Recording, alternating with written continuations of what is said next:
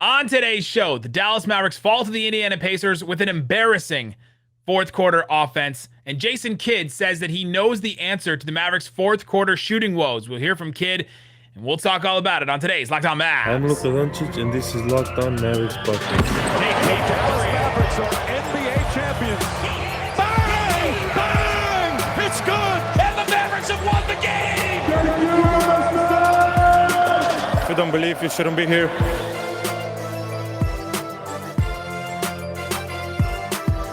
And welcome. You are locked on to the Dallas Mavericks. My name is Nick Angstadt, media member and NBA channel manager for the Locked On Podcast Network. The episode is brought to you by Truebill. Truebill is the new app that helps you save money by helping you identify and stop paying for the subscriptions you don't want or need. They can even help you negotiate better deals on those you want to keep. Thanks for making Locked On Mavs your first listen every single day. And after every post game, we are here. We don't take days off, post games off. We don't take those off. Free and available on all platforms, including YouTube, where you can watch me right now. Isaac has the night off. He did the great interview with Mike Shed, the former Mavericks assistant coach, longtime assistant coach, really knows his stuff. Great interview. Stick to the third segment. Stick around till the third segment in that one. That one was really, really good. So check out that episode that Isaac dropped in the middle of the day yesterday.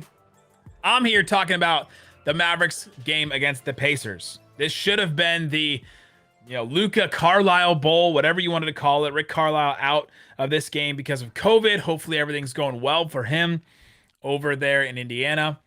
So he did not coach this game, and he didn't show up, and neither did the Mavericks offense in the fourth quarter. It was not good. That's just all I got to say about this.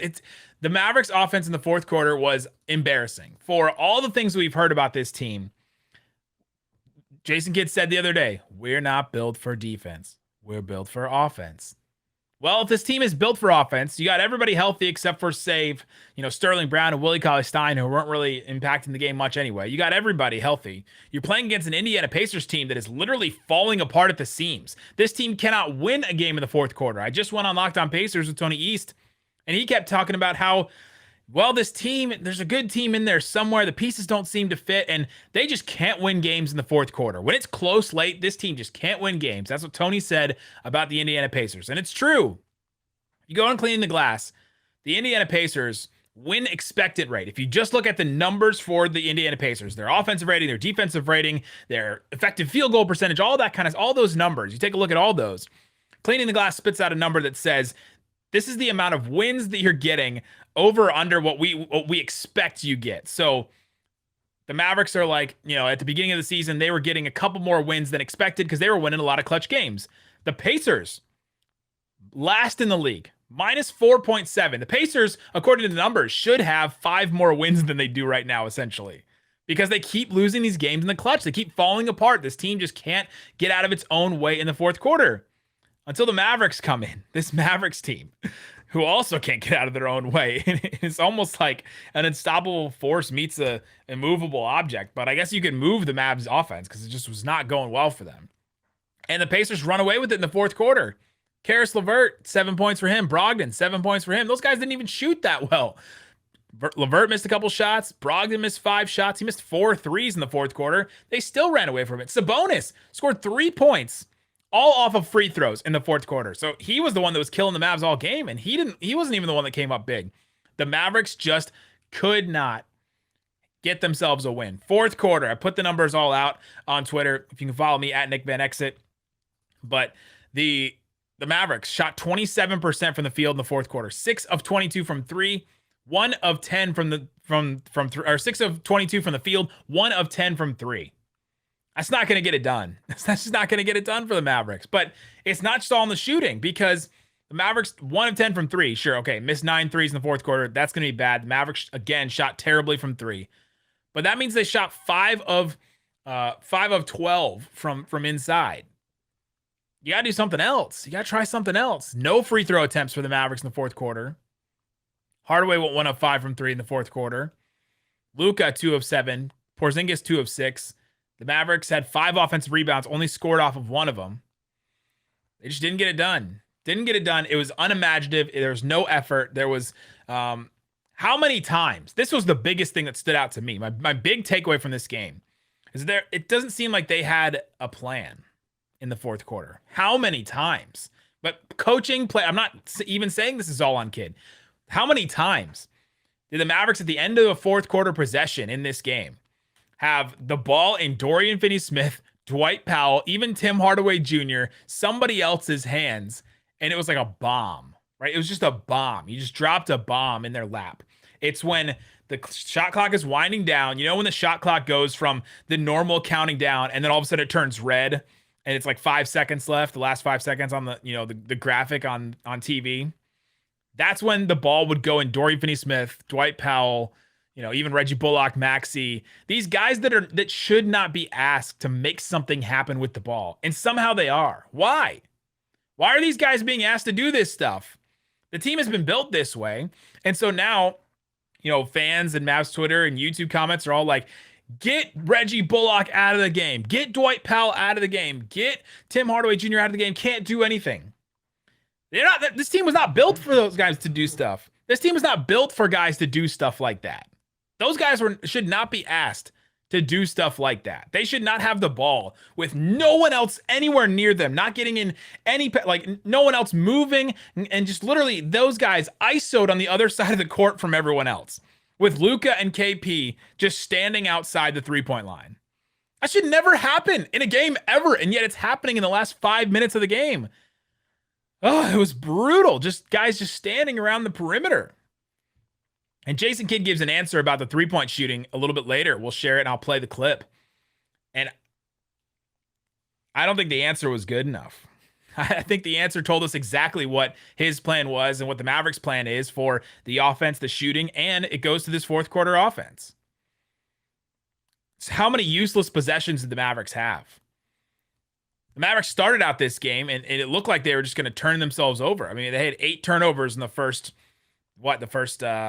16, 17, 18 minutes of the game. That's a lot. It's a lot of turnovers. Mavericks averaged 12 a game. They had 8 turnovers early in the game. And then at the beginning of the fourth quarter, they had 11. So okay, they cleaned it up.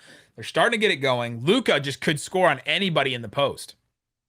I think he took every single pacer into the post and scored on them in the first half. He had 18 points in the first half. He had 7 field goal attempts, and I'm pretty sure all of them were against different pacers. Where was that in the fourth quarter? Did he run out of juice? Was the injury? Luka did tweak his ankle a little bit, so maybe it was something there. Where was the KP and Luka pick and roll? Where was it? Where was it that whole fourth quarter?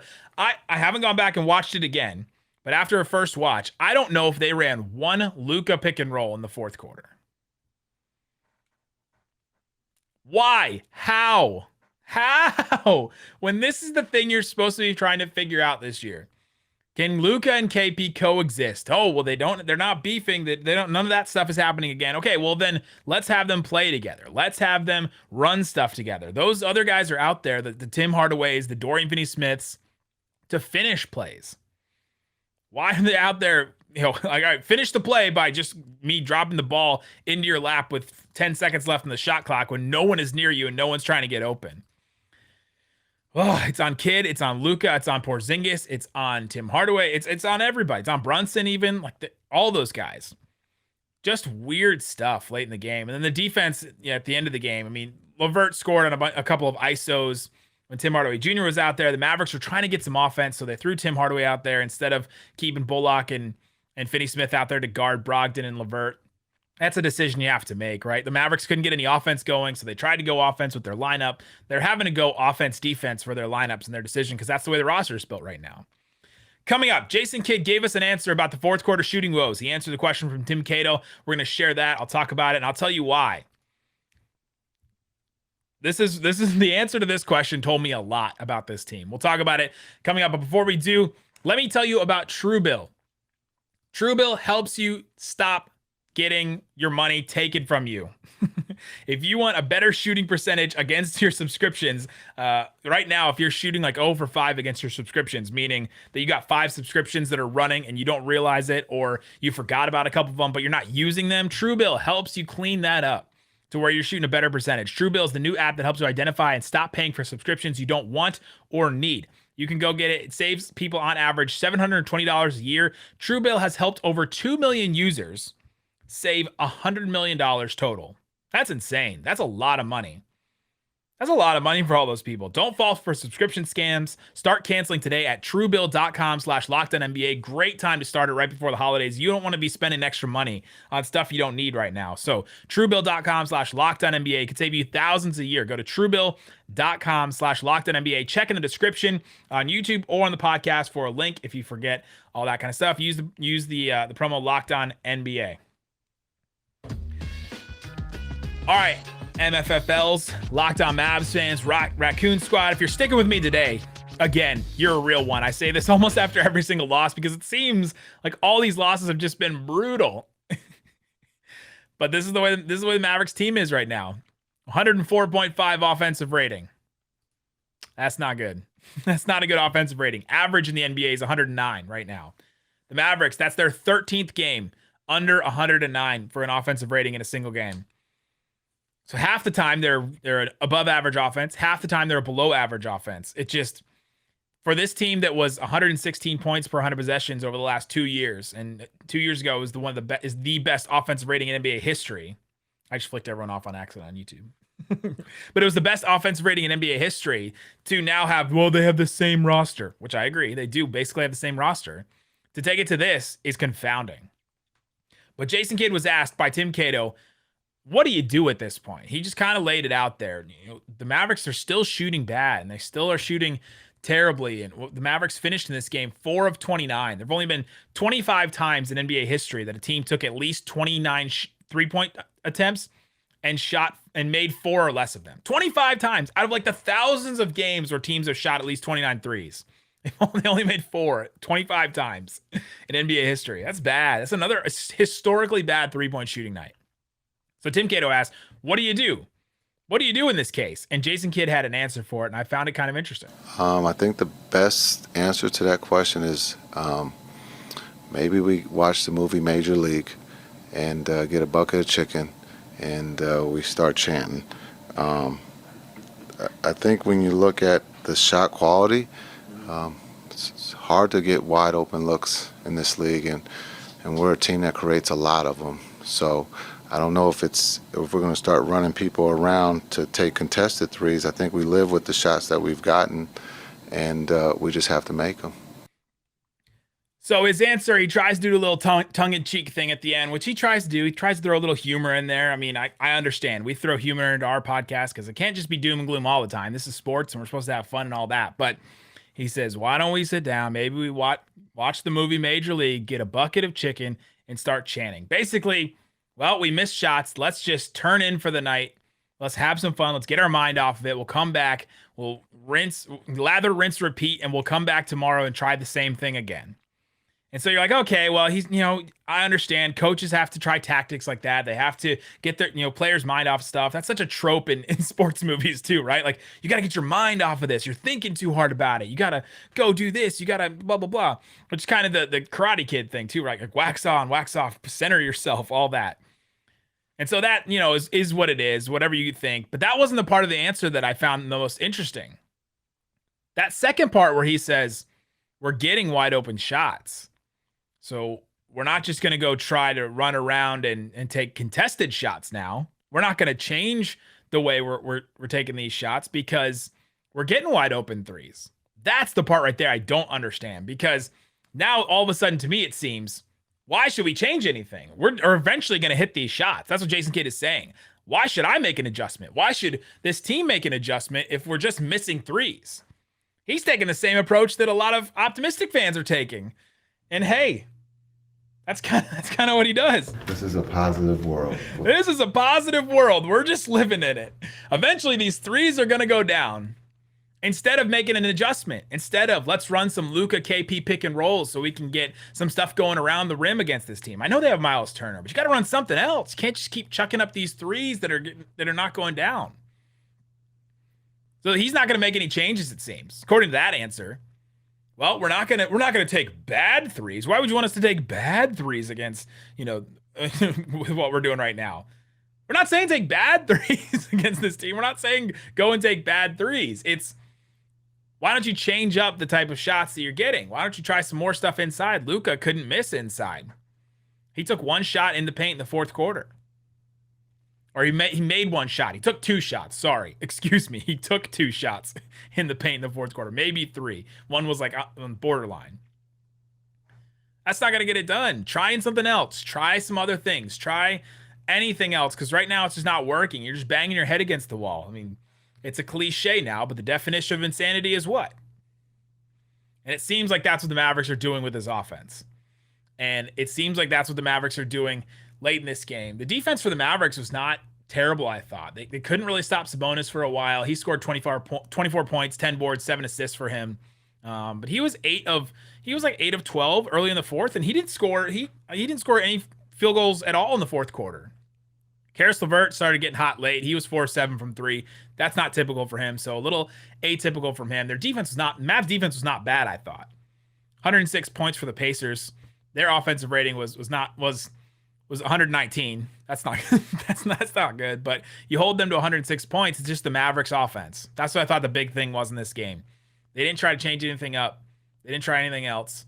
They just kept, all right, we're just going to keep shooting these threes, and then we're going to drop the ball into Dorian and Dwight and their laps late in the game, or late in the shot clock. And it didn't work. It didn't work for the Mavericks. Moses Brown got some more minutes in this game. That was maybe a highlight. He had a really good sequence in this game where he altered Brogdon's shot. I don't think he got credit for the block on that one. He didn't get any blocks, but he didn't get the credit for the block, but he really altered Brogdon's shot on a drive and then ran the length of the court on the other side and got a dunk. Let's go. That's the type of stuff. I know we mentioned his defense on the last pod when he played, but you got to take your lumps with a young player like that. You're just throwing him out there to try stuff. You're throwing him out there to, okay, make some mistakes, but you're also going to do some good things too. And that's what he did in this game. And I was excited for him. Josh Green also went out there. He had a couple of good plays. He had an offensive rebound. He had a transition play where he could have had a dunk, but he finished in traffic. It was a good one for him. It was a good shot made for him. Luka's injury. He said after the game he probably shouldn't have played in the fourth quarter. That was kind of interesting from Luka. But he probably shouldn't have played in the fourth quarter. He was hurting. And it'll be interesting to see if he plays in the next upcoming games here. The Mavericks coming up, they'll play, let's see, my schedule. The Mavericks will play at the Thunder on Sunday, and then they'll play home for the Hornets on Monday. It'll be interesting to see if Luka plays in that first Thunder game on the road, or if he just plays that Hornets game at home. Be interesting to see if he does. So be on the lookout for that one. But, I mean, Luka in this game, besides the three-point shooting, which he took if you're talking about wasted possessions late in the game, Luka took a step-back corner 3 at the end of this game with about a minute 35 left. The Mavericks were kind of out of it. They needed to force threes up, but man, that's one you barely ever hit. He had 27 points, 9 boards, 9 assists, just 3 turnovers for him in a game where the Mavericks had 18 turnovers total in the game. That's a pretty good game for Luka. 4 of 4 from the free throw lines. Things are starting to look up. He was getting stuff going, and then it just in the fourth quarter just went all downhill. Just did not happen again. Porzingis, 22 points for him. 2 rebounds. I know you're playing Sabonis and Turner, but if you get 7 rebounds between your starting center and your other starting 7'3", whatever you want to call Porzingis' position right now, oof, that's brutal. Dwight Powell was really struggling defensively in this game too. I feel like I'm a broken record when I say that. Maxi Kleber, 2 rebounds too. I mean, the only rebounds for this team came from Luka and Brunson. They're just grabbing the long rebounds, but there's no contested rebounds for the Mavericks in this game really at all. Dorian had 6, but all right. Well, there you go. That's how this game went. That's how the Mavericks played in this game. That's a tough one. They got it. It feels like every other game now. It's bounce back win. It's disappointing loss. Bounce back win. Disappointing loss. Does Jason Kidd make any adjustments? From that clip, it doesn't sound like it. And if he doesn't make any adjustments, then I think this is a 1-year thing. But we'll see. It's a long year. It's a long season. Things can turn around. If you heard Mike Shed on the podcast yesterday, eventually maybe the threes start falling, the floodgates open, and this Mavericks team turns it around. That's what they're waiting for right now. That's what we're waiting for, and that's what they're waiting for. It's concerning that they're waiting for it. We're just sitting here saying what's happening, and you guys are just sitting there watching what's happening.